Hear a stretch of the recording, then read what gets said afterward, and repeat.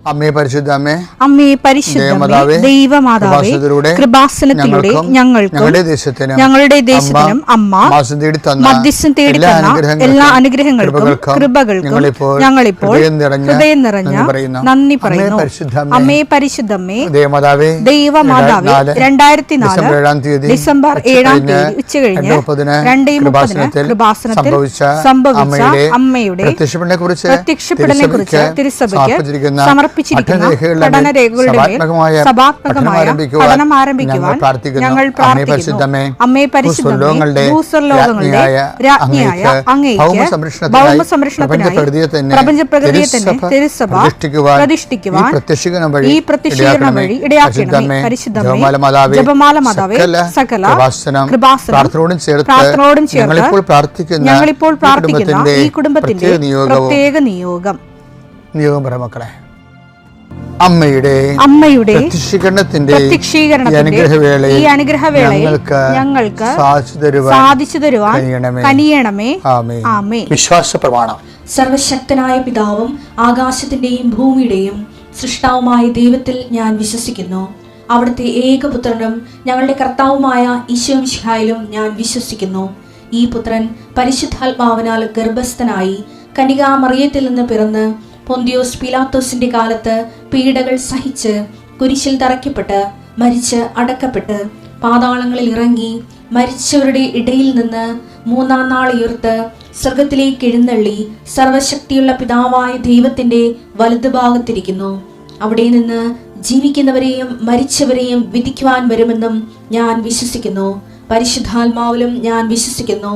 വിശുദ്ധ കത്തോലിക്കാ സഭയിലും പുണ്യവാന്മാരുടെ ഐക്യത്തിലും പാപങ്ങളുടെ മോചനത്തിലും ശരീരത്തിന്റെ ഉയർപ്പിലും നിത്യമായ ജീവിതത്തിലും ഞാൻ വിശ്വസിക്കുന്നു. ആമേൻ. സുഖസ്ഥനായ ഞങ്ങളുടെ പിതാവേ, അങ്ങയുടെ നാമം പൂജിതമാകണമേ. അങ്ങയുടെ രാജ്യം വരണമേ. അങ്ങയുടെ തിരുമനസ് സ്വർഗത്തിലെ പോലെ ഭൂമിയിലും ആകണമേ. അന്നു വേണ്ടുന്ന ആഹാരം ഇന്ന് ഞങ്ങൾക്ക് തരണമേ. ഞങ്ങളോട് തെറ്റ് ചെയ്യുന്നവരോട് ഞങ്ങൾ ക്ഷമിക്കുന്നത് പോലെ ഞങ്ങളുടെ തെറ്റുകൾ ഞങ്ങളോടും ക്ഷമിക്കണമേ. ഞങ്ങളെ പ്രലോഭനത്തിൽ ഉൾപ്പെടുത്തരുതേ, തിന്മയിൽ ഞങ്ങൾ രക്ഷിക്കണമേ. ആമേൻ. നന്മ നിറഞ്ഞ മറിയമേ, സ്വസ്തി. കർത്താവ് അങ്ങയുടെ കൂടെ സ്ത്രീകളിൽ അങ്ങ് അനുഗ്രഹിക്കപ്പെട്ടവളാകുന്നു. അങ്ങയുടെ ഉദരത്തിൻ ഫലമായി ഈശോ അനുഗ്രഹിക്കപ്പെട്ടവനാകുന്നു. പരിശുദ്ധ മറിയമേ, തമ്പുരാന്റെ അമ്മേ, പാപികളായ ഞങ്ങൾക്ക് വേണ്ടി ഇപ്പോഴും ഞങ്ങളുടെ മരണസമയത്തും തമ്പുരാനോട് അപേക്ഷിക്കണമേ. ആമേൻ. കർത്താവേ, നിന്റെ ഉന്നതമായ നാമത്തിന് സ്തോത്രം ചെയ്യുന്നു. കർത്താവേ, നിന്റെ വിശുദ്ധ പൗരോഹിത്യത്തെ മഹത്വപ്പെടുത്തണമേ. കർത്താവേ, പ്രാർത്ഥന എത്ര ലളിതമാണെങ്കിലും എളിയതാണെങ്കിലും ഇതുകൊണ്ട് എന്താണ് ഉദ്ദേശിക്കേണ്ടത്? കർത്താവേ, നീയാണ് ഉദ്ദേശിക്കേണ്ടത്. നാനാവിധ രോഗികളെ കർത്താവേ, നിന്റെ വിശുദ്ധമായ രക്തം തളിക്കണമെന്ന് പ്രാർത്ഥിക്കുന്നു. ഡിപ്രഷൻ വന്നു പോയവർ, മനസ്സിടിഞ്ഞവർ, ഇപ്പോൾ കാണുന്നത് പോലെ നെഞ്ചിൻ്റെ ഉള്ളിൽ മുഴയുള്ളവരെ കർത്താവ് സ്പർശിക്കണമേ എന്ന് കണ്ണീരോടെ പ്രാർത്ഥിക്കുന്നു. ഉടലിൽ നിന്ന് വെള്ളം വന്നുകൊണ്ടിരിക്കുന്നവരെ കർത്താവ് സുഖപ്പെടുത്തുന്നുണ്ട്. കർത്താവ് അടിവയറ്റിലെ വേദനകളും മുഴുവൻ എല്ലാത്തരം അസ്വസ്ഥതകൾ, ഭാരങ്ങൾ, എന്തോ കെട്ടിയിരിക്കണ പോലെ തോന്നുന്ന അവസ്ഥകൾ കർത്താവിൻ്റെ നാമത്തിൽ സൗഖ്യമാകട്ടെ എന്ന് ഈശോനാമത്തിൽ പ്രാർത്ഥിക്കുന്നു. കർത്താവ്, ഇന്ന് ജോലി അന്വേഷിച്ച് പോകുന്നവരെ, കർത്താവ് ഓപ്പറേഷന് വേണ്ടി ഒരുങ്ങിക്കൊണ്ടിരിക്കുന്നവരെ, ഓപ്പറേഷൻ 2.5 മണിക്കൂർ ഉണ്ടാകുമെന്ന് കേട്ടപ്പോഴൊരു പ്രയാസം നേടുന്നവരെ, അതിനെക്കുറിച്ച് ഭയങ്ങൾ തോന്നുന്നവരെ, എല്ലാ ഓപ്പറേഷനുകളെയും കർത്താവിൻ്റെ നാമത്തിൽ ഞാൻ ആസ്വദിക്കുന്നു. കർത്താവ്, പ്രസവത്തിലെ കുഞ്ഞിന് വെയിറ്റ് കൂടുതലാണ്, സിസേറിയൻ വേണമെന്ന് പറഞ്ഞപ്പോൾ അങ്ങനെ പറഞ്ഞിരിക്കുന്നവർ, അങ്ങനെ ഓരോരോ വിഷയത്തിൽ പ്രസവ സംബന്ധമായ വിഷയങ്ങളെ വിഷമിക്കുന്നവരും വേദനിക്കുകയും വീർമുട്ടുകയും ചെയ്യുന്നവരുടെ എല്ലാ ഭാരങ്ങളും മാറി മാതാവ് പ്രസവത്തിൻ്റെ ഓപ്പറേഷൻ്റെ ടൈമിൽ അല്ലെങ്കിൽ പ്രസവത്തിൻ്റെ സമയം നിൻ്റെ കൂടെ കൈകൾ പിടിച്ചുകൊണ്ട് പരിശുദ്ധ അമ്മയെ നിന്നെ ഏൽപ്പിക്കുന്നു. പിതാപുത്രനും പരിശുദ്ധാത്മാവായ സർവ്വേശ്വര എന്നേക്കും ആമേൻ. എൻ്റെ പ്രിയപ്പെട്ടവർ, ഞങ്ങളെ എൻ്റെ പൗരോഹിത്യത്തിൽ രജത ജൂബിലി ആഘോഷിച്ചത് 2010. അപ്പോൾ ഞാൻ ഇസ്രയേലിൽ പോയ കാര്യം ഇടയ്ക്കൊക്കെ പറയാറുണ്ട് നിങ്ങളോട്. ഇന്നാൾ പോയായിരുന്നു ധ്യാനിപ്പിക്കാൻ, അതും പറഞ്ഞായിരുന്നു. അപ്പോൾ ആദ്യം പോയ സമയത്ത് നമുക്ക് ഭയങ്കര വിസ്മയമായിരിക്കുമല്ലേ. അപ്പോൾ അവിടെ ഉപ്പുപാറകൾ കാണാൻ പോയി. ലോത്തിൻ്റെ ഭാര്യയൊക്കെ ഉപ്പ് തൂണായിട്ട് നിൽക്കണമെന്ന് ബൈബിൾ പറയണ്ടല്ലേ. അപ്പോൾ നമ്മൾ ടൂറിസ്റ്റ് കൊണ്ടുപോയിട്ട് ഒരു പാറ കാണിക്കും, ഒരു ചേട്ടത്തിനെ പോലെയൊക്കെ നമുക്ക് തോന്നും. പക്ഷെ അതിപ്പോഴും അവിടെ ഉണ്ട്. അവിടെ ഒരു സ്ത്രീയെപ്പോലെ നിൽക്കുന്ന ഒരു പാറ ഇങ്ങനെ ഉയർന്ന് നിൽക്കുന്നുണ്ട്. അപ്പോൾ അതിനധികരിച്ച് ടൂറിസ്റ്റുകൾ ഈ ഉപ്പുപാറയുടെ കഥ പറയും. സ്വതം കുമാർ ദൈവം നശിപ്പിച്ചതും ലോത്തിൻ്റെ ഭാര്യ തിരിഞ്ഞു നോക്കിയതും അവർ ഉപ്പ് തൂണായി പോയ കാര്യമൊക്കെ പറയും. പക്ഷെ അവിടെയൊക്കെ നിറച്ച് ഉപ്പ് തൊണ്ട് കേട്ടോ, ഇങ്ങനെ മുഴുവനായിട്ട് ഉപ്പ് പാറ പോലെയുണ്ട്. അന്നേരം ഉപ്പ് പാറ കല്ല് പോലെ ഇങ്ങനെ മഞ്ഞിൻ്റെ സ്ഥലത്തൊക്കെ പോകുമ്പോൾ നമ്മൾ അന്റാർട്ടിക്കയിലൊക്കെ ചില സ്ഥലത്ത് വീഡിയോ കണ്ടിട്ടില്ലേ, ഈ മഞ്ഞിങ്ങനെ പലതരം രൂപത്തിലൊക്കെ ഇങ്ങനെ ഓരോ രൂപങ്ങളായിട്ടൊക്കെ നിൽക്കുന്നത്, അതുപോലെയൊക്കെ ഉള്ള ഉപ്പ് അവിടെ നിൽക്കുന്നുണ്ട് ഈ ഗലീലയിൽ, ഈ ചാവുകടലിൻ്റെ തീരത്ത്. അപ്പം അവിടുന്ന് ഉപ്പ് പൊട്ടിച്ച് കൊണ്ടുപോയി ഇവർ ജെറുസലേം ദേവാലയത്തിൽ ഇടുമായിരുന്നു. അവരുടെ 2 മണിമാളിക പോലെ 2 സെറ്റപ്പ് ഉണ്ടായിരുന്നു. അതിനകത്ത് ഈ ഉപ്പ് പാറ പൊട്ടിച്ചിടും. അതെന്തിനാ വെച്ച് കഴിഞ്ഞാൽ നമ്മൾ ജെറുസലേം ദേവാലയം ഇപ്പോഴും അതിൻ്റെ ഭാഗങ്ങളുണ്ടല്ലോ. ഇപ്പം നമ്മൾ അങ്ങോട്ട് ചെല്ലുമ്പോൾ ഈ മഞ്ഞുകാലവും മഴക്കാലമൊക്കെ ആയി കഴിഞ്ഞാൽ ആ ദേവാലയത്തിൻ്റെ വതക്കൽ നമ്മുടെ ടൈൽസ് പാകിയിട്ടുണ്ട്. നമ്മൾ ഇപ്പോഴത്തെ ടൈൽസ് അല്ല, റോമൻ രീതി അനുസരിച്ചുള്ള താഴെ ഒരു ടൈൽസ്, വലിയ ടൈൽസ് പാകും. അപ്പം അതിൻ്റെ പുറത്തൊക്കെ ഇങ്ങനെ പൂപ്പലൊക്കെ പിടിക്കും. അപ്പോൾ ആൾക്കാർ തെന്നി വീഴും. അപ്പം തെന്നി വീഴാതിരിക്കാൻ വേണ്ടി ഇവർ തന്നെ എന്നാൽ ഈ ഉപ്പ് പാറയില്ലേ, പാറയുടെ കഷ്ണങ്ങൾ അത് പൊട്ടിച്ച് ഉപ്പിൻ്റെ തരികൾ ഈ പാറപ്പുറത്ത് വിതറും വേണ്ടി. അതാണ് ഈശോയോടൊക്കെ പറയാറുണ്ടല്ലോ, നിങ്ങളുടെ ഉപ്പ് ഉണ്ടാകണം, ഉപ്പ് ഉണ്ടായാൽ മാത്രം പോരാ, ഉപ്പിന് ഉറകട്ട് പോകരുത്, ഉപ്പിന് ഉറകട്ട് പോയാൽ അത് പുറത്തേക്ക് വലിച്ചെറിയപ്പെട്ട് മനുഷ്യരാൽ ചവിട്ടുമെന്നൊക്കെ ഈശോ അത് ഈ കോണ്ടസ്റ്റിൽ പറയുന്നതാണ്. ലുക്ക 14:34 തിരുവചനങ്ങൾ. ഉപ്പ് നല്ലത് തന്നെ, എന്നാൽ ഉറകട്ട് പോയാൽ അതിന് എങ്ങനെ ഉറകൂട്ടും? മണ്ണിനോ വളത്തിനോ അത് ഉപകരിക്കുകയില്ല. ആളുകൾ അത് പുറത്തെറിഞ്ഞു കളയുന്നു. പുറത്തേക്ക് എറിയപ്പെടാനല്ലാതെ ഒന്നിനും അത് ഉപകരിക്കത്തില്ലെന്നാണ് അതിന് ഉറകട്ട് പോയാൽ. അപ്പോൾ ഉപ്പിൻ്റെ അകത്ത് വളമുണ്ടല്ലോ. അപ്പം ഇങ്ങനെ കുറേ നാളിങ്ങനെ ഇരുന്ന് കഴിയുമ്പോൾ ഇതിൻ്റെ അതിൻ്റെ ഉപ്പത്വം ഇല്ലേ, അതിൻ്റെ അകത്തുള്ള അതിൻ്റെ മെഡിസിനൽ ക്വാളിറ്റി അല്ലെങ്കിൽ അതിൻ്റെ വളത്തിൻ്റെ മനൂർ ക്വാളിറ്റിയൊക്കെ അങ്ങ് നഷ്ടം. ക്വാളിറ്റി ഒരു പ്രധാനപ്പെട്ട വിഷയമാണ്. ഈ മനുഷ്യനെ ഉണ്ടല്ലോ, മനുഷ്യന് ക്വാളിറ്റി എന്ന് പറയണത് മറ്റുള്ളവരെ മനസ്സിലാക്കണമെന്ന് സഹായിക്കുന്നതുകൊണ്ട് ക്വാളിറ്റിയാണ്. മറ്റുള്ളവരെ സഹായിക്കുകയും അവരെ കാണുമ്പോൾ അവരുടെ വിഷയങ്ങൾ മനസ്സിലാക്കുകയും നമുക്ക് പറ്റുന്ന പോലെ അവരെ സഹായിക്കുകയില്ലേ, അതിനും ഈശോ ഉപ്പം തന്നെയാണ് പറയണത്. എന്നുവെച്ചാൽ ഉദാഹരണത്തിന് ഈ മത്തായി 5:13 നിങ്ങൾ ഭൂമിയുടെ ഉപ്പാണ്, ഉറകട്ട് പോയാൽ ഉപ്പിന് എങ്ങനെ വീണ്ടും ഉറകൂട്ടും?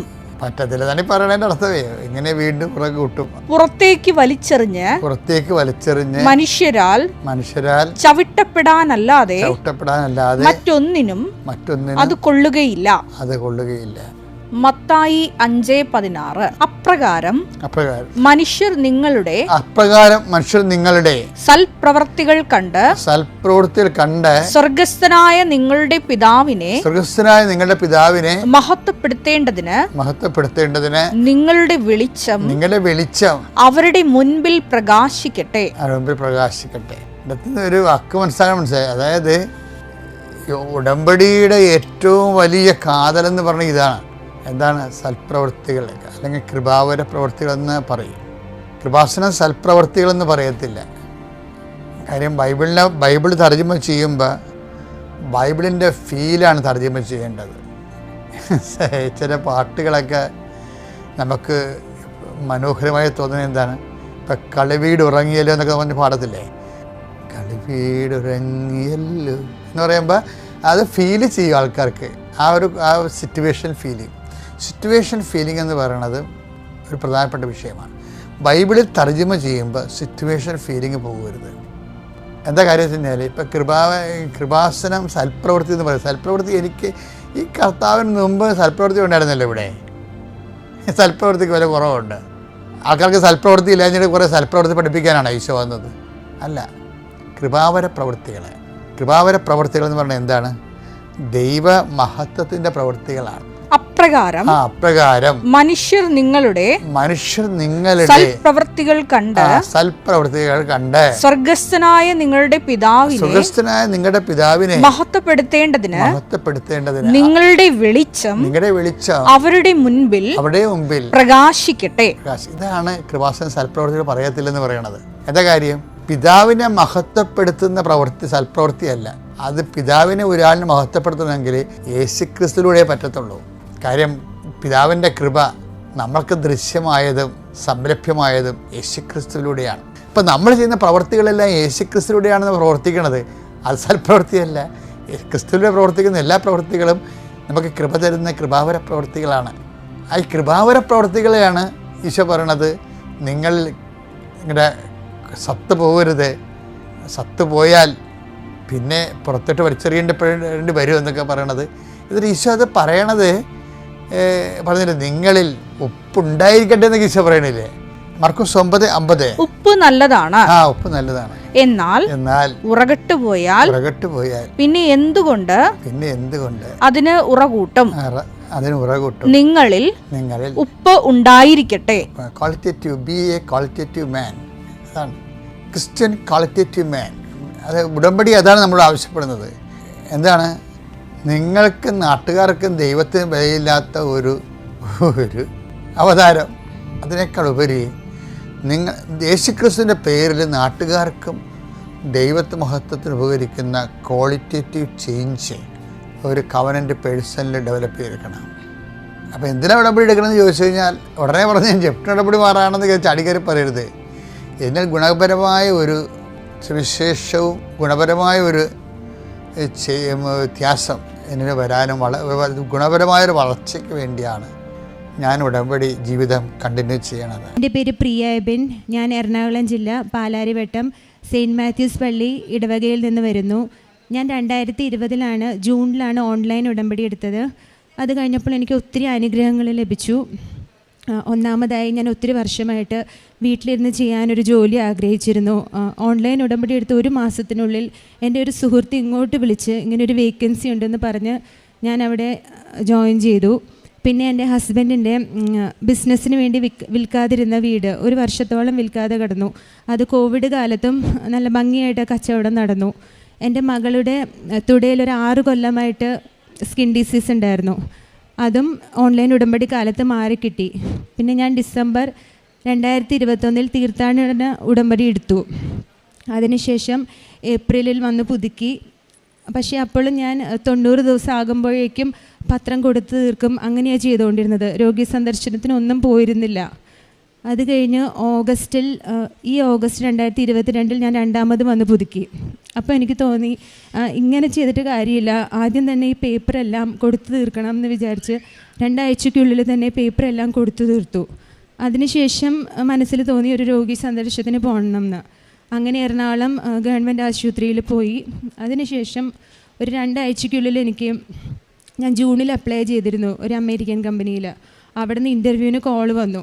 അപ്പോൾ പെട്ടെന്ന് കോൾ വന്നപ്പോൾ ഭയങ്കര ടെൻഷനായി. പിന്നെ മാതാവിൻ്റെ ഉടമ്പടി കാശുരൂപം കയ്യിൽ പിടിച്ച് ഒരു നുള്ളുപ്പ് വയലിട്ട് വിശ്വാസപ്രമാണം ചൊല്ലി അത് അറ്റൻഡ് ചെയ്തു. അപ്പം അച്ഛൻ പറയാറുള്ള വാക്കാണ് ഓർമ്മ വന്നത്, not by merit but by grace. അങ്ങനെ അത് അറ്റൻഡ് ചെയ്തു. അങ്ങനെ എനിക്ക് സ്വപ്നത്തിൽ പോലും ചിന്തിക്കാൻ പറ്റാത്തൊരു സാലറിയിൽ, അതായത് ഞാൻ വീട്ടിലിരുന്ന് ചെയ്തിരുന്നതിലും 10 ഇരട്ടി വർധനവിലൊരു സാലറിയിൽ അമ്മ എനിക്ക് നല്ലൊരു കമ്പനിയിൽ ജോലി തന്നു.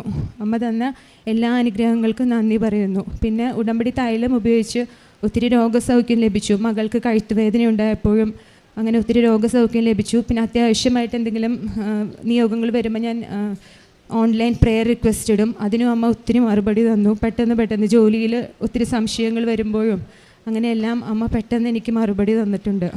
എല്ലാ അനുഗ്രഹങ്ങൾക്കും അമ്മയ്ക്ക് നന്ദി പറയുന്നു. എൻ്റെ പേര് ഷിജി ജോൺസൺ. ഞാൻ വയനാട്ടിൽ നിന്ന് വരുന്നു. ഞാനിവിടെ 2019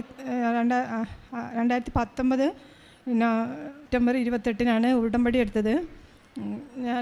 എനിക്കൊരു ജോലി വേണമെന്ന് എനിക്ക് ആഗ്രഹമായിരുന്നു. എനിക്ക് ഏജ് ഓവറായതുകൊണ്ട് ഞാൻ വിചാരിച്ചു എനിക്കിനി ജോലിയൊന്നും കിട്ടില്ല എന്ന് വിചാരിച്ചു. എന്നാൽ ഞാൻ ഉടമ്പടി എഴുതിക്കൊണ്ടിരുന്നപ്പോൾ എന്നോട് എനിക്കിങ്ങനെ തോന്നി ഉടമ്പടിയിൽ ആ ജോലിയുടെ കാര്യം വെക്കുകയെന്ന്. അപ്പം ഞാൻ ഉടമ്പടിയിൽ എനിക്കൊരു ജോലി തരണേ മാതാവേന്ന് ഞാൻ കുനുകുനാ എഴുതി വെച്ചു. അപ്പം അത് കഴിഞ്ഞ് പിന്നെ എംപ്ലോയ്മെൻറ്റിൽ ഞാനിങ്ങനെ പുതുക്കിക്കൊണ്ടിരിക്കുന്നുണ്ടായിരുന്നു. ഒരു 2 മാസം കഴിഞ്ഞപ്പോൾ ഒരു ഇൻ്റർവ്യൂ ലെറ്റർ വന്നു. പിന്നെ ഇന്ന ദിവസം ഇൻ്റർവ്യൂ ആണ്, അതിന് പങ്കെടുക്കണമെന്ന് പറഞ്ഞ് 12 പേര് ഉണ്ടായിരുന്നു. അതിൽ ആ 12 പേരിൽ നിന്നും എന്നെ തിരഞ്ഞെടുത്തു. ഫെബ്രുവരി 17 ഞാൻ ജോയിൻ ചെയ്തു. പിന്നെ ഇപ്പോൾ 2 വർഷമായി ഞാൻ ജോലി നോക്കുന്നു. ഇൻ്റർവ്യൂവിൽ എന്തെങ്കിലും അമ്മ മാതാവിൻ്റെ മെഡൽ കൊണ്ടുപോയായിരുന്നോ? ഇൻ്റർവ്യൂവിൻ്റെ അമ്മ മാതാവിൻ്റെ മെഡൽ ഞാൻ കൈപ്പിടിച്ചാണ് പോയത്. പിന്നെ ഇപ്പോൾ ഒരു ജോലി കിട്ടുക എന്നൊക്കെ പറയുമ്പോൾ അതിന് ഒത്തിരി രാഷ്ട്രീയ സ്വാധീനങ്ങളും, എന്ത് ചെറിയ ജോലിയാണെങ്കിലും അതിനൊരു രാഷ്ട്രീയ സ്വാധീനങ്ങളൊക്കെ ഉണ്ടാവും. ഞാനൊന്നും ഇതാക്കിയില്ല. ഞാൻ അമ്മ മാതാവിൻ്റെ ലോക്കറ്റ് എടുത്ത് കൈപ്പിടിച്ചു. അതുകൊണ്ടാണ് ഞാൻ പോയത്. പിറ്റേ മാസം തൊട്ട് എനിക്ക് ജോലിക്ക് കയറാൻ സാധിച്ചു. പിന്നെ അതുപോലെ എൻ്റെ മക്കളുടെ കാര്യം ഞാൻ എഴുതിയിട്ടുണ്ടായിരുന്നു. എൻ്റെ മോള് പിന്നെ തിരുവനന്തപുരത്താണ് പഠിക്കുന്നത്. അവൾ റെസ്ലിങ്ങിന് ഇങ്ങനെ മത്സരത്തിനൊക്കെ പോയിക്കൊണ്ടിരിക്കുകയാണെങ്കിൽ സ്റ്റേറ്റിൽ വരെ എത്താൻ പറ്റുന്നില്ല. സ്റ്റേറ്റിലെത്തും, അവിടുന്ന് തോറ്റു പോകും. ഇപ്പം സ്റ്റേറ്റിൽ ഫസ്റ്റാണ്, നാഷണലിൽ 4ാം സ്ഥാനമാണ്. അടുത്ത മാസം 10-ാം തീയതി ഹരിയാനയ്ക്ക് പോവുകയാണ് നാഷണൽ മത്സരത്തിന്. മാതാവ് എന്തായാലും എൻ്റെ കുഞ്ഞിനൊരു 1ാം സ്ഥാനം തന്നില്ലാലും 3ാം സ്ഥാനമെങ്കിലും തന്ന് എനിക്ക് അനുഗ്രഹിക്കുമെന്ന് ഉറപ്പുണ്ട്. അതുപോലെ എൻ്റെ മകൻ്റെ വിഭാഗം, അവന് 25 വയസ്സായി. ഞാൻ എന്തായാലും മക്കളുടെ കാര്യം എഴുതിയപ്പോൾ മക്കളുടെ ഇതും കൂടി എഴുതിയായിരുന്നു. അപ്പോൾ ഞാൻ വിഭാഗം നടക്കണമെന്ന് എഴുതിയാലും ഇവിടുന്ന് ധ്യാനം കൂടുമ്പോൾ അച്ഛൻ പറഞ്ഞു ഡേറ്റ് ഇട്ട് പ്രാർത്ഥിക്കുന്നു. ഞാൻ മാർച്ച് അങ്ങ് പറഞ്ഞു മാതാവിനോട്, മാതാവ് മാർച്ചിനുള്ളിൽ കുഞ്ഞിൻ്റെ വിവാഹം നടത്തി തരണേന്ന്. എങ്ങനെയാണെന്നറിയില്ല, മാർച്ച് ഞാൻ പറഞ്ഞ് പിറ്റേ മാർച്ച് ആയപ്പോഴത്തേക്കും അവൻ്റെ വിവാഹം കഴിഞ്ഞു. അവനൊരു കുഞ്ഞും ഉണ്ടായി. പിന്നെ എൻ്റെ അനിയത്തിയുടെ കുഞ്ഞ് സംസാരിക്കില്ലായിരുന്നു. ആ കുഞ്ഞ് ഇവിടെ വന്ന് ഞങ്ങൾ ഒരുമിച്ചാണ് ഉടമ്പടി എടുത്തത്. പിന്നെ അവൾക്ക് വരാൻ പറ്റിയില്ല. അപ്പോൾ ആ കൊച്ചിന് ഇപ്പോൾ അവൻ നന്നായിട്ട് സംസാരിക്കും. ഇപ്പോൾ 5 വയസ്സ് ആയിക്കൊണ്ടിരിക്കുന്നു.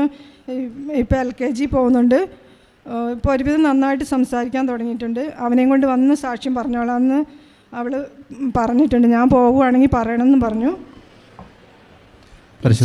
തിരുകുമാരനും 1000 നന്ദി പറഞ്ഞോളുന്നു. ഇതൊരു നമ്മൾ ഈ കേട്ട യേശുസ്തുതി, യേശുവെ നന്ദി. എൻ്റെ പേര് ജോസഫ് കിരൺ. എറണാകുളം ജില്ലയിലെ കണ്ണോലിയിൽ നിന്ന് വരുന്നു.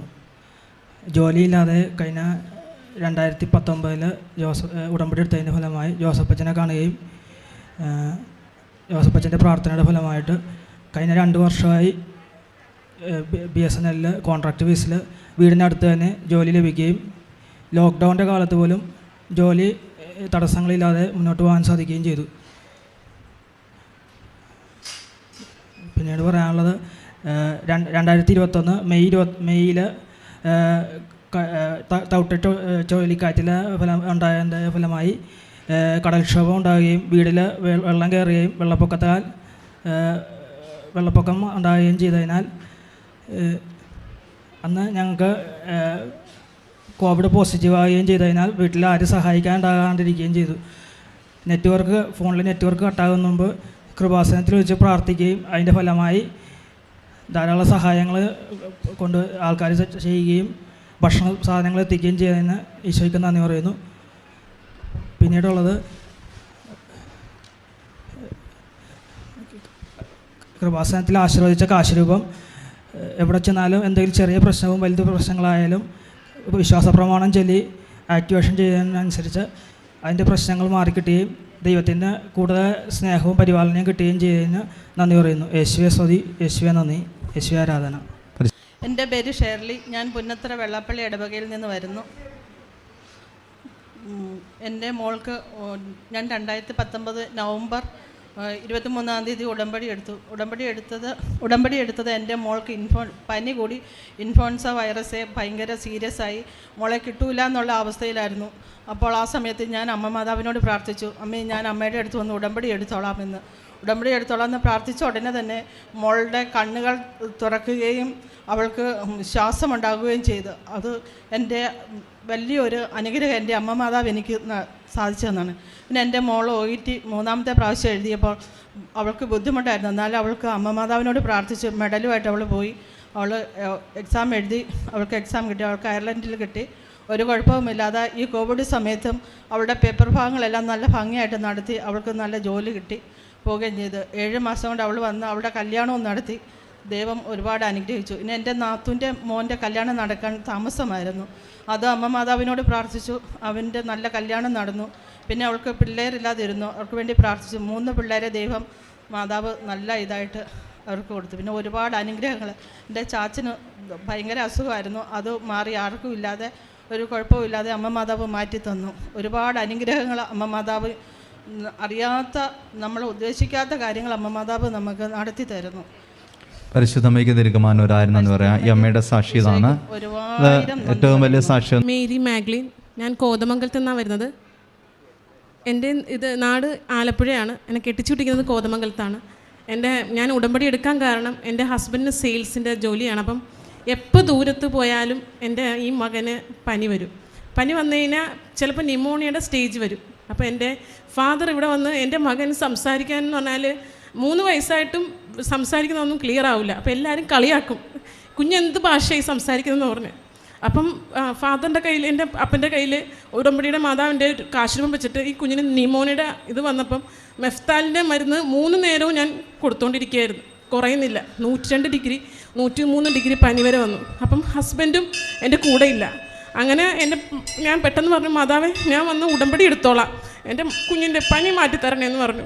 അങ്ങനെ വന്ന് ഞാൻ 4-ാം തീയതി നവംബർ മാസം 2021 ഞാൻ വന്ന് ഉടമ്പടി എടുത്തു, പ്രാർത്ഥിച്ചു. അതിനുശേഷം എൻ്റെ മകന് പനി വരും. പക്ഷെ അങ്ങനെ വലിയ ഇതൊന്നും ഇല്ലെങ്കിലും ഇപ്പം അങ്ങനെ അധികം അസുഖങ്ങളൊന്നും വരാറില്ല. പിന്നെ പ്രതിരോധ ശക്തി അവന് കുറവായിരുന്നു, അതും ഇപ്പം മാറിക്കിട്ടി. അപ്പോൾ ഞാനിവിടെ നിൽക്കുന്നത് എൻ്റെ സഹോദരന് വേണ്ടിയാണ്. എൻ്റെ സഹോദരൻ മെക്കാനിക്കൽ ജോലി പഠിച്ചതാണ്. അവനിവിടെ ഒരു ട്രെയിനറായിട്ട് ജോലി ചെയ്യാണ്ടിരിക്കുകയായിരുന്നു. അപ്പോൾ അവൻ എവിടെ പോയാലും അവന് ജോലി കിട്ടുന്നുണ്ടായില്ല. അങ്ങനെ ഞാനിവിടെ ഉടമ്പടി എടുത്ത് പ്രാർത്ഥന എഴുതാൻ പറഞ്ഞപ്പം അവസാനം ഞാൻ സഹോദരന് വേണ്ടി എഴുതിയത്.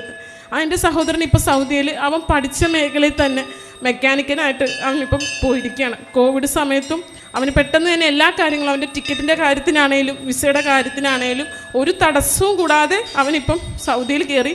ഇപ്പോൾ 1 മാസമാകുന്നു. ഇപ്പം അവൻ അവിടെ നല്ല രീതിയിൽ ജോലി ചെയ്യാൻ തുടങ്ങിയിട്ടുണ്ട്.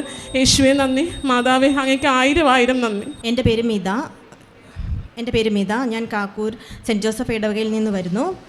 ഞാനിവിടെ ഉടമ്പടി എടുത്തത് നവംബർ 22-ാം തീയതിയാണ്, കഴിഞ്ഞ 3 മാസം മുൻപ്. ഞാൻ എൻ്റെ OET വിജയത്തിന് വേണ്ടിയിട്ടായിരുന്നു ഉടമ്പടിയിൽ ആദ്യം വെച്ച് നിയോഗം. ആദ്യമായി ഞാൻ 2 പ്രാവശ്യം എക്സാം എഴുതിയായിരുന്നു, എനിക്കത് കിട്ടിയില്ല. 2ാമത്തെ പ്രാവശ്യം എക്സാം എഴുതിയപ്പോൾ ഞാൻ ഓൺലൈൻ ഉടമ്പടി വെച്ചിരുന്നു. പക്ഷേ നന്നായിട്ട് പ്രാർത്ഥിക്കുകയും വിശ്വസിക്കുകയും ചെയ്തിരുന്നു. പക്ഷേ എനിക്ക് എക്സാം കിട്ടിയില്ല. അന്ന് എനിക്ക് ഭയങ്കര സങ്കടമായി പോയായിരുന്നു. ഒത്തിരി പ്രാർത്ഥിച്ചായിരുന്നു, പക്ഷേ കിട്ടിയില്ല. അത് കഴിഞ്ഞിട്ട് അപ്പോൾ ഞാൻ മാതാവിനോട് പ്രാർത്ഥിച്ചു, മാതാവ് എനിക്ക് ഇവിടെ വന്ന് നിൻ്റെ മുൻപിൽ വരണം എന്ന് എനിക്ക് ആഗ്രഹമുണ്ട്, എന്നെ ഇവിടെ എത്തിക്കണമെന്ന് ഞാൻ പ്രാർത്ഥിച്ചു. അതിൻ്റെ ഫലമായി മാതാവ് തന്നെ എന്നെ ഇവിടെ എത്തിച്ചു. അത് കഴിഞ്ഞിട്ട് ഇവിടെ ഞാൻ ആദ്യത്തെ ഉടമ്പടി നിയോഗമായി വെച്ചു. OET എക്സാമിന് നെക്സ്റ്റ് ടൈം പാസ്സാവുകയാണെങ്കിൽ ഞാനിവിടെ വന്ന് സാക്ഷ്യം പറഞ്ഞോളാമെന്ന്. അങ്ങനെ OET എക്സാം ഡിസംബർ 18-നായിരുന്നു ഞാൻ OET എക്സാം ഡേറ്റ് എടുത്തത്.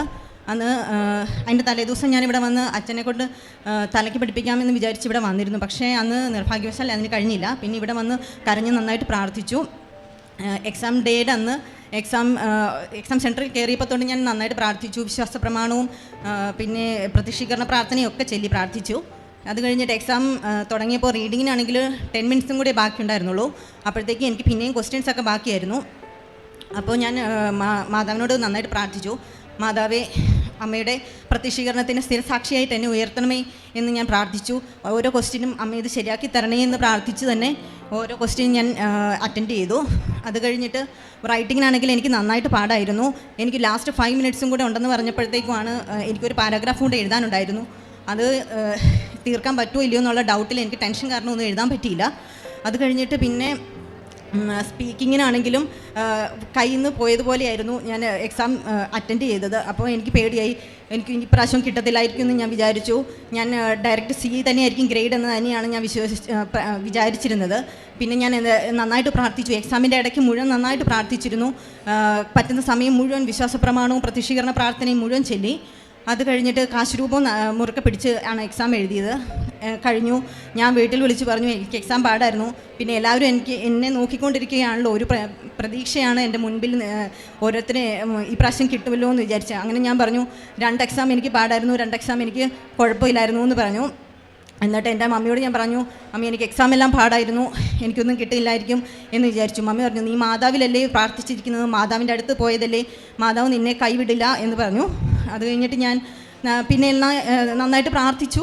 അത് കഴിഞ്ഞ് എക്സാം റിസൾട്ട് വരുന്നതിന് ഒരാഴ്ച മുന്നേ തൊട്ട് എൻ്റെ മനസ്സിലിങ്ങനെ പറഞ്ഞുകൊണ്ടിരിക്കുമായിരുന്നു 270 മാർക്ക് റീവാലുവേഷൻ എന്ന് പറഞ്ഞ് എൻ്റെ മനസ്സിലിങ്ങനെ തോന്നിക്കൊണ്ടേയിരുന്നു. അപ്പം എൻ്റെ മമ്മിയോട് എൻ്റെ ഹസ്ബൻഡിനോട് ഞാൻ പറഞ്ഞു, എൻ്റെ മനസ്സിലിങ്ങനെ തോന്നുന്നുണ്ട്, മാതാവ് ചിലപ്പോൾ എനിക്ക് മുന്നറിയിപ്പ് തരുന്നതായിരിക്കും, ഞാൻ തോറ്റുപോകുമെന്ന്, ഇത് കൂടുതൽ പ്രതീക്ഷ ഇപ്പോൾ വെക്കരുത് എന്ന് മാതാവ് ഇത് പറയുന്നതായിരിക്കും എന്ന് ഞാൻ പറഞ്ഞു. അപ്പോഴും അവരെന്നെ സമാധാനിപ്പിച്ചു. അത് കഴിഞ്ഞിട്ട് എക്സാം ഡേയുടെ അന്ന് റിസൾട്ട് വന്നു. എനിക്ക് 3 B കിട്ടി. റൈറ്റിങ്ങിന് എനിക്ക് C ആയിരുന്നു, 280 മാർക്കായിരുന്നു. അപ്പോൾ എനിക്ക് മനസ്സിലായി മാതാവ് എനിക്ക് 3 B തന്നു. ആ തോന്നിപ്പിച്ചതുപോലെ തന്നെ സംഭവിച്ചല്ലോ എന്ന് ഞാൻ വിചാരിച്ചു. ഞാൻ ഓടിച്ചെന്ന് എൻ്റെ മദർ-ഇൻ-ലോയുടെ അടുത്ത് പറഞ്ഞു, എൻ്റെ വീട്ടിലുള്ളവരോടെല്ലാം പറഞ്ഞു. അപ്പോൾ എല്ലാവരും റീവാലുവേഷന് കൊടുക്കാൻ പറഞ്ഞു. അങ്ങനെ ഞാൻ റീവാലുവേഷൻ അപ്ലൈ ചെയ്തു. അപ്പോഴും പ്രാർത്ഥിച്ചുകൊണ്ട് തന്നെ ചെയ്തു. അത് ഒരു 14 days എടുത്തു റിസൾട്ട് വരാൻ വേണ്ടിയിട്ട്. റിസൾട്ട് റിസൾട്ട് വരുന്നതിന് മുന്നേ എനിക്ക് ടെൻഷനായിരുന്നു, എന്നാലും ഞാൻ നന്നായിട്ട് പ്രാർത്ഥിച്ചു. റിസൾട്ട് വന്നപ്പോഴത്തേക്കും ആ C ഗ്രേഡ് 300 മാർക്കായിട്ട് മാതാവ് എനിക്ക് വിജയം തന്നു. അങ്ങനെ ഞാൻ OETക്ക് പാസ്സായി. അത് കഴിഞ്ഞിട്ട് പിന്നെ ഞാൻ എൻ്റെ അനിയത്തിക്ക് 4.5 വർഷമായിട്ട് നടുവേദന ഉണ്ടായിരുന്നു. ആ നടുവേദന അവൾ നടക്കുമ്പോഴും നിൽക്കുമ്പോഴും പിന്നെ പണികളൊക്കെ ചെയ്യുമ്പോഴും ഒക്കെ നന്നായിട്ട് വേദനയായിരുന്നു. അപ്പോൾ ഒരു MRI സ്കാൻ നടത്തിയപ്പോഴത്തേക്കും ഡിസ്ക് അകലുന്നതായിട്ടായിരുന്നു അവർ പറഞ്ഞിരുന്നത്. കുറേ എക്സസൈസും ടാബ്ലറ്റ്സും ഒക്കെ കൊടുത്തിരുന്നു. അതൊക്കെ ചെയ്തിരുന്നു. പക്ഷേ വേദനയ്ക്ക് കുറവൊന്നും ഉണ്ടായില്ല. പിന്നെ ഞാൻ ഇവിടെ വന്ന് ഉടമ്പടി എടുത്തപ്പോഴത്തേക്കും ഉടമ്പടിയിൽ നിയോഗം വെച്ചു. എൻ്റെ അനിയത്തിയുടെ പുറത്ത് നടുവിൻ്റെ ഭാഗത്ത് 7 പ്രാവശ്യം പ്രത്യക്ഷീകരണ പ്രാർത്ഥനയും 7 പ്രാവശ്യം വിശ്വാസ പ്രമാണവും ചൊല്ലി. ഒരു അരമണിക്കൂർ കഴിഞ്ഞപ്പോഴത്തേക്കും ആ വേദന ഇല്ലയെന്ന് പറഞ്ഞു. അതുവരെ വേദനയായിട്ട് അവിടെ കിടക്കുമായിരുന്നു അവൾ. അരമണിക്കൂർ കഴിഞ്ഞപ്പോഴത്തേക്കും എഴുന്നേറ്റ് കഴിഞ്ഞപ്പോൾ നമുക്ക് വേദന ഇല്ല എന്ന് പറഞ്ഞു. അങ്ങനെ വലിയൊരു അത്ഭുതം നടന്നു. പിന്നെ ഈ 3 മാസമായിട്ടും അവൾക്ക് ഇതുവരെ വേദന ഉണ്ടായിട്ടില്ല. അവൾ തിരുവനന്തപുരത്താണ് ജോലി ചെയ്യുന്നത്. അപ്പോൾ യാത്ര പോകുമ്പോഴും പിന്നെ വീട്ടിൽ എന്തെങ്കിലും പണികൾ ചെയ്യുമ്പോഴും ഒക്കെ വേദന ഉണ്ടാകാറുണ്ടായിരുന്നു. പക്ഷേ ഇത്രയും നാളായിട്ട് ഒരു വേദന ഉണ്ടായിട്ടില്ല. പിന്നെ എൻ്റെ മമ്മിക്കാണെങ്കിൽ നടുവേദന ഉണ്ടായിരുന്നു. അത് തുടങ്ങിയിട്ട് ഒരു 1 മാസത്തോളം ആയിരുന്നു. അപ്പം ആദ്യം വിചാരിച്ചു എന്തെങ്കിലും ഉളുക്കിയതായിരിക്കും എന്ന് വിചാരിച്ചു. 1 ആഴ്ചയായി 2 ആഴ്ചയായി 3 ആഴ്ചയായിട്ടും ഇതൊന്നും ഒരു കുറവുണ്ടായില്ല. അപ്പം ഡോക്ടറിനെ കാണിക്കാമെന്ന് വെച്ചു. ഡോക്ടർ മരുന്ന് തന്നു, അത് കഴിച്ചു, എന്നിട്ട് മാറിയില്ല. പിന്നെ ഞാൻ മാതാവിൻ്റെ തൈലം എടുത്ത് തേച്ചു. അപ്പോൾ ഡോക്ടറാണെങ്കിൽ പറഞ്ഞായിരുന്നു വീണ്ടും ഒന്നും കൂടി മാറിയില്ലെങ്കിൽ അങ്ങോട്ട് ചെല്ലണം, നമുക്ക് സ്കാൻ ചെയ്യാമെന്ന് പറഞ്ഞായിരുന്നു. അപ്പോൾ ഒരു നേഴ്സായത് കാരണം തന്നെ ഞാൻ വേറെ പല ഡൗട്ട്സും എൻ്റെ മനസ്സിൽ വന്നു. എന്നിട്ട് ഞാൻ മാതാവിനോട് പ്രാർത്ഥിച്ചു. മമ്മിയുടെ നടുവിൻ്റെ സൈഡിലും ഞാൻ ഇതുപോലെ പ്രത്യക്ഷീകരണ പ്രാർത്ഥന 7 പ്രാവശ്യം ചൊല്ലി, വിശ്വാസ പ്രമാണവും ചൊല്ലി കാഴ്ചവെച്ചിട്ട് മാതാവിനോട് പറഞ്ഞു, പ്രാർത്ഥിച്ചു. എന്നിട്ട് അതിൻ്റെ ഫലമായിട്ട് അത് പിറ്റേ ദിവസം തന്നെ അതിൻ്റെ വേദനയ്ക്ക് നല്ല മാറ്റമുണ്ടായി. അങ്ങനെ ഒരാഴ്ചയോടുകൂടി ആ വേദന മാറിക്കിട്ടി. അപ്പോൾ ഡോക്ടറിനെ കാണിച്ചപ്പോൾ ഡോക്ടറാണെങ്കിൽ സ്കാൻ ചെയ്തപ്പം പറഞ്ഞു ക്യാൻസറിൻ്റേതായിട്ടുള്ള യാതൊരു ലക്ഷണങ്ങളും ഇല്ല, കുഴപ്പമൊന്നുമില്ല, അത് മാറിക്കോളും എന്ന് പറഞ്ഞ് വേറെ ടാബ്ലറ്റ്സ് തന്നു. ഇനി കുറഞ്ഞില്ലെങ്കിൽ ഒരു ഇഞ്ചക്ഷൻ കൂടി എടുക്കാമെന്ന് പറഞ്ഞ് അങ്ങനെ ഡോക്ടർ അവിടെ നിന്ന് വിടുകയായിരുന്നു. പക്ഷേ ഒരാഴ്ചയും കൊണ്ട് മമ്മിയുടെ എല്ലാ വേദനയും മാറിക്കിട്ടി. പിന്നെ ഡിസംബർ 18 എൻ്റെ എക്സാം ഡേയുടെ തലേന്ന് ഞങ്ങളിവിടെ വന്ന് പ്രാർത്ഥിച്ചപ്പോൾ എൻ്റെ ഹസ്ബൻഡ് എൻ്റെ കൂട്ടത്തിൽ വന്നിരുന്നു. അപ്പോൾ ഹസ്ബൻഡാണെങ്കിൽ മാതാവിനോട് പ്രാർത്ഥിച്ചു. ജനുവരി 20 ഡേറ്റ് ഇട്ട് പ്രാർത്ഥിച്ചു. ജനുവരി 20 മുൻപ് ഞങ്ങളുടെ സ്ഥലം വിൽക്കാൻ വേണ്ടിയിട്ട് നോക്കുന്നുണ്ടായിരുന്നു. അപ്പോൾ ചെറിയ കുറച്ച് കടമുണ്ടായിരുന്നു. അപ്പോൾ അതിൻ്റെ അങ്ങനെ അത് സ്ഥലം വിൽക്കാൻ വേണ്ടി പ്രാർത്ഥിച്ചതാണ്. ഡേറ്റ് ഇട്ട് പ്രാർത്ഥിച്ചു. അതിൻ്റെ ഫലമായിട്ട് ജനുവരി 20 തന്നെ ഒരു പുള്ളി രജിസ്ട്രേഷൻ ഒപ്പിട്ടു, എല്ലാം ശരിയാക്കി. പൈസ മാർച്ചിൽ തന്നോളാം എന്നുള്ള എഗ്രിമെൻറ്റ് വെച്ചു. അങ്ങനെ അത് ശരിയായി. പിന്നെയാണെങ്കിൽ ഞാൻ കേരള രജിസ്ട്രേഷൻ അപ്ലൈ ചെയ്തിട്ട് 3 മാസം കഴിഞ്ഞായിരുന്നു. നവംബറിൽ അപ്ലൈ ചെയ്താൽ പക്ഷേ ഒന്നും ശരിയായിട്ടുണ്ടായിരുന്നില്ല. അവർ മഹാരാഷ്ട്രയ്ക്ക് അതിന് NOCക്ക് വേണ്ടിയിട്ട് അവർ അങ്ങോട്ടേക്ക് മെയിൽ സെൻഡ് ചെയ്തു. പക്ഷേ അതിൻ്റെ റിപ്ലൈ തിരിച്ച് 3 മാസത്തോളം കഴിഞ്ഞ് കഴിഞ്ഞിട്ടും വന്നിട്ടില്ലായിരുന്നില്ല. അപ്പോൾ എൻ്റെ OET കഴിഞ്ഞ് കഴിഞ്ഞപ്പോൾ ഫസ്റ്റ് സ്റ്റേജിൽ തന്നെ എനിക്ക് ഇതിൻ്റെ പ്രോസസ്സിങ്ങിന് ആവശ്യമായിട്ടുള്ള കാര്യമായിരുന്നു ഇത്. അപ്പം വിളിച്ച് ചോദിച്ചു. അങ്ങനെ കുറേ കാര്യങ്ങളൊക്കെ ചെയ്ത് കഴിഞ്ഞ് കഴിഞ്ഞപ്പോഴാണ് അറിഞ്ഞത് MNCക്ക് NOC ചെയ്യാൻ വേണ്ടിയിട്ട് പൈസ അടയ്ക്കണമായിരുന്നു. അങ്ങനെ പിന്നെ എൻ്റെ നെക്സ്റ്റ് മന്ത് റിന്യൂ ആകുമായിരുന്നു. അതെല്ലാം ചെയ്താലേ ഇനി ആകത്തുള്ളൂ. അപ്പോൾ ഒരു ഏജൻറ്റിനോട് ചോദിച്ചപ്പം പറഞ്ഞു 1.5 മാസം എടുക്കും ഈ NOCയും റിന്യൂവലും കൂടി ആയിട്ട്. പിന്നെ കേരള രജിസ്ട്രേഷൻ ഒരു 3-4 മാസത്തോളം ആകുമെന്ന് പറഞ്ഞു. അങ്ങനെ ഞങ്ങൾ ആകെപ്പാടെ ടെൻഷനായി. അപ്പോൾ രാവിലെ പ്രത്യക്ഷീകരണ പ്രാർത്ഥന ചെല്ലിയപ്പോഴും ഞാൻ ഈ കാര്യം നിയോഗം വെച്ച് പ്രാർത്ഥിച്ചു. അതിൻ്റെ ഫലമായിട്ട് ആ ഏജൻറ്റിനെ വിളിച്ച് 4 ദിവസം കഴിഞ്ഞ് കഴിഞ്ഞപ്പോൾ എനിക്ക് ആ MNCയുടെ NOC റിപ്ലൈ വന്നു. മെയിൽ വന്നതായിട്ട് കേരള രജിസ്ട്രേഷൻകാർ എനിക്ക് മെയിൽ അയച്ചു. NOC നിങ്ങൾ റിസീവ് ആയിട്ടുണ്ട്, കേരള രജിസ്ട്രേഷന് വേണ്ടിയിട്ടുള്ള എല്ലാ കാര്യങ്ങളും നിങ്ങൾക്ക് ഹാജരാക്കാവുന്നതാണെന്നും പറഞ്ഞിട്ട് ഇത്രയധികം എനിക്ക് അല്ലാതെയും ചെറുതും വലുതുമായ ഒത്തിരി അനുഗ്രഹങ്ങൾ മാതാവ് തന്നിട്ടുണ്ട്. പിന്നെ ഞാൻ ജനുവരി ഞാനൊരു നേഴ്സായിരുന്നു, സൗദിയിലായിരുന്നു വർക്ക് ചെയ്തുകൊണ്ടിരുന്നത്. അപ്പോൾ ജനുവരി 21 കഴിഞ്ഞ വർഷം 2020 ഡിസംബറിൽ ഞാൻ എക്സിറ്റിന് അപ്ലൈ ചെയ്തായിരുന്നു. അപ്പം എൻ്റെ ഒരു ഫ്രണ്ട് വഴിയാണ് എനിക്ക് കൃപാസനം പത്രം കിട്ടിയത്. അതിനു മുന്നേ എനിക്ക് മാതാവിനെക്കുറിച്ച് അറിയില്ലായിരുന്നു. അപ്പോൾ ആദ്യമായി ഈ പത്രം കിട്ടിയപ്പം കൊള്ളാമല്ലോ എന്ന് വിചാരിച്ച് ആ സമയത്ത് ഞാൻ ലൈറ്റ് ക്യാൻഡിൽ പ്രെയർ ഇട്ടു. പക്ഷേ എനിക്ക് കൂടുതൽ ഡീറ്റെയിൽസ് ഒന്നും അറിയില്ലായിരുന്നു, ഈ ധ്യാനത്തിനെക്കുറിച്ച് അങ്ങനെയൊന്നും അറിയില്ലായിരുന്നു. എങ്കിലും ഞാൻ ലൈറ്റ് ക്യാൻഡിൽ പ്രെയർ ഇട്ട് എൻ്റെ എക്സിറ്റിൻ്റെ എല്ലാ കാര്യങ്ങളും ഭംഗിയായി നടക്കാനും തടസ്സങ്ങളൊന്നുമില്ലാതെ, ആ സമയത്ത് കോവിഡ് റെസ്ട്രിക്ഷൻസ് ഉള്ളത് കാരണം ഞങ്ങളുടെ ഹോസ്പിറ്റലിൽ നിന്ന് എമർജൻസി എക്സിറ്റ് ഒന്നും കൊടുക്കുന്നുണ്ടായിരുന്നില്ല. അപ്പം എമർജൻസി എക്സിറ്റ് ഞാൻ അപ്ലൈ ചെയ്തപ്പം മാതാവിനോട് പ്രാർത്ഥിച്ചു, എനിക്ക് എക്സിറ്റ് എല്ലാം ശരിയാക്കി തരണമേ എന്നും. പിന്നെ അതിൻ്റെ എല്ലാ കാര്യങ്ങളും കഴിഞ്ഞ് അറിയാതെ തന്നെ ഞാനൊരു ഡേറ്റ് ഇട്ടു. എനിക്ക് എൻ്റെ മകൻ്റെ ബർത്ത്ഡേ ആയിരുന്നു ജനുവരി 20. അപ്പോൾ അതിനു മുന്നേ എനിക്ക് നാട്ടിലെത്തണമെന്ന് പ്രാർത്ഥിച്ചു. പക്ഷേ എനിക്ക് ഈ ഡേറ്റ് ഇട്ട് പ്രാർത്ഥിക്കുന്ന കാര്യങ്ങളൊന്നും അറിയില്ലായിരുന്നു. എങ്കിലും ഞാൻ അങ്ങനെ തന്നെ പ്രാർത്ഥിച്ചത്. അത് കഴിഞ്ഞിട്ട് അത് 1 മാസത്തിനുള്ളിൽ ആ കാര്യങ്ങളെല്ലാം ശരിയായി. അതിൻ്റെ ഇടയ്ക്ക് എനിക്ക് വെക്കേഷൻ ആണെങ്കിൽ സൗദികളാണെങ്കിൽ നമ്മൾ അങ്ങോട്ട് ചെന്ന് കഴിഞ്ഞാലും ഒത്തിരി നമ്മൾ കാല് പിടിച്ചാലും ഓരോ കാര്യങ്ങൾ ചെയ്ത് കിട്ടുള്ളൂ. പക്ഷേ മാതാവിൻ്റെ അനുഗ്രഹം കൊണ്ട് എൻ്റെ വെക്കേഷൻ ആണെങ്കിൽ അവരിങ്ങോട്ട് തരാമെന്ന് പറഞ്ഞ്, എമർജൻസി കേസിന് അങ്ങനെ കൊടുക്കുന്നതായിരുന്നില്ല എങ്കിലും എനിക്ക് ഇങ്ങോട്ട് തരാമെന്ന് പറഞ്ഞ് എനിക്ക് ഇങ്ങോട്ട് കയ്യിൽ വെച്ച് തരികയും പിന്നെ എൻ്റെ PFൻ്റെ എല്ലാ കാര്യങ്ങളും റെഡിയാക്കി തരികയും ഞാൻ നാട്ടിൽ വന്ന് 6 മാസത്തിനുള്ളിൽ എനിക്ക് PF കിട്ടുകയും ചെയ്തു. അതൊക്കെ വലിയൊരു അത്ഭുതമാണ്. കാരണം 2 വർഷം ആയിട്ടും കിട്ടാത്ത ഒത്തിരി പേര് ഞങ്ങളുടെ ഹോസ്പിറ്റലിൽ ഞാൻ തന്നെ ഓടി നടന്നിട്ടുള്ള ഓരോ കാര്യങ്ങളുണ്ടായിരുന്നു. അതെല്ലാം മാതാവ് എനിക്ക് ശരിയാക്കി തന്നു. അത് കഴിഞ്ഞിട്ട് പിന്നെ ഞാൻ എൻ്റെ ഫ്ലൈറ്റിൽ ഞാൻ ഇങ്ങോട്ട് പോരുമ്പോഴത്തേക്കും എൻ്റെ കല്യാണ മോതിരവും പിന്നെ എൻ്റെ ഒരു കയ്യിലുണ്ടായിരുന്ന മോതിരവും ഞാൻ എപ്പോഴും ഹാൻഡ് വാഷ് ചെയ്യുന്നത് കാരണം അറിയാണ്ട് കൈ കഴുകിയപ്പോൾ ഊരി വെച്ചു ബാത്റൂമിൽ. അത് കഴിഞ്ഞിട്ട് ഫ്ലൈറ്റിൽ കയറാൻ വേണ്ടി 5 മിനിറ്റ്സ് ബാക്കി ഉണ്ടായിരുന്നപ്പോഴത്തേക്കുമാണ് ഞാനിത് ഓർക്കുന്നത്. ഗ്ലൗസ് കയ്യിലുണ്ടായിരുന്ന കളയാൻ നോക്കിയപ്പം കയ്യിൽ മോതിരമില്ല. പെട്ടെന്നാണ് ഓർത്തത്. അവർ ലാസ്റ്റ് കോൾ ചെയ്തുകൊണ്ടിരിക്കുന്ന സമയമായിരുന്നു അത്. എനിക്കൊന്നും ചെയ്യാൻ പറ്റാത്ത അവസ്ഥ. അപ്പോൾ ഞാൻ എൻ്റെ ഫ്രണ്ടിനോട് പറഞ്ഞു, ചേച്ചി എൻ്റെ മോതിരം കാണുന്നില്ല, ഞാൻ തപ്പിയിട്ട് വരാമെന്ന് പറഞ്ഞ് അങ്ങനെ ഓടി. അപ്പോൾ ഫസ്റ്റ് ബാത്റൂമിൽ കയറിയപ്പോൾ അവിടെ ബാത്റൂം മോതിരം ഇല്ലായിരുന്നു. പിന്നെ മറ്റേത് വേറൊരു സ്ഥലത്തായിരുന്നു. അത് ഞാൻ ഓടി അങ്ങ് കുറേ ദൂരം ഉണ്ടായിരുന്നു.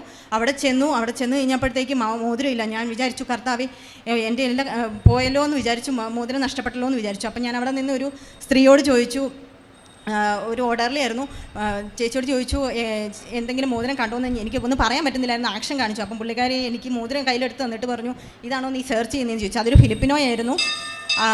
അപ്പോൾ എനിക്ക് ആ മോതിരം തിരിച്ച് കിട്ടി. അത് മാതാവായിരുന്നെന്ന് തന്നെ ഞാൻ വിശ്വസിക്കുന്നു. ഈ സംഭവങ്ങളൊക്കെ ഞാൻ പിന്നീടാണ് എനിക്ക് മനസ്സിലാവുന്നത്, ഇതെല്ലാം മാതാവിൻ്റെ ഇടപെടൽ മൂലമാണ്. അന്ന് എനിക്ക് ഒത്തിരി അനുഭവം ഉണ്ടായിരുന്നു. ദൈവം എൻ്റെ കൂടെ ഉള്ളതായിട്ട് എനിക്ക് ഒത്തിരി അനുഭവം തോന്നിയതായിട്ട് ഞാൻ എൻ്റെ ഹസ്ബൻഡിനോടും മമ്മിയോടും ഒക്കെ പറഞ്ഞിട്ടുണ്ടായിരുന്നു. പക്ഷേ ഈ ഉടമ്പടി എടുത്തു കഴിഞ്ഞ് ഞാൻ ഓരോ വീഡിയോസിൽ കാണുമ്പോഴത്തേക്കുമായിരുന്നു, അയ്യോ അന്ന് ചെയ്തതെല്ലാം മാതാവ് തന്നെയായിരുന്നല്ലോ എന്ന് എനിക്ക് മനസ്സിലാക്കാൻ കഴിഞ്ഞത്. പരിശുദ്ധ അമ്മയ്ക്കും മാതാവിനും ഒത്തിരി